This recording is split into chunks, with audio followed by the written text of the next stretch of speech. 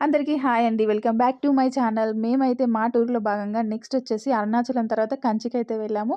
కంచిలో వచ్చేసి మేము మొదటిగా దర్శించుకున్నదొచ్చేసి ఏకంబరేశ్వర స్వామివారి ఆలయాన్ని.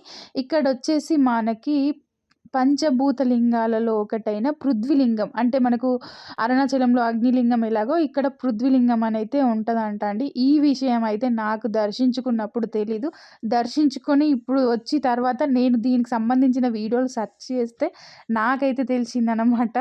సో, నెక్స్ట్ వచ్చేసి అక్కడ అనుకున్నాను ఇది ఏంటో మాకు తెలీదు. వాళ్ళ తమిళనాడు వాళ్ళ గుడి ఏమో అనుకున్నా.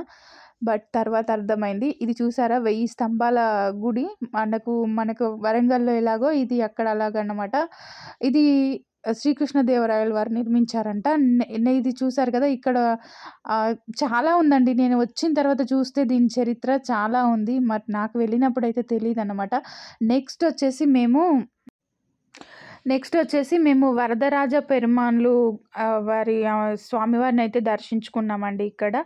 నెక్స్ట్ వచ్చేసి అష్టదశ శక్తి పీఠాలలో ఒకటైన కామాక్షి అమ్మవారిని గూడా మేము దర్శించుకున్నాము. మాకు అప్పటికే నైట్ అయిపోయిందండి. 8:00కి గుడులన్నీ క్లోజ్ చేస్తున్నారు. బంగారు బల్లిపట్నం అయితే ఒక్క 5 మినిట్స్ ముందుంటే మాకు దర్శనం అయిపోయేదండి. ఆ రోజు అక్కడ స్టే చేసి మార్నింగ్ దర్శించుకుందామంటే మా టూర్ ప్లానింగ్ మొత్తం మళ్ళీ లేట్ అయిపోతదనమాట. సో, మనకు ఒక టూరిస్ట్ తీసుకెళ్ళినప్పుడు ఆ టైమింగ్ ఉంటది గదా! సో, మనం నెక్స్ట్ వీడియోలలో మళ్ళీ కలుద్దాం. Bye bye.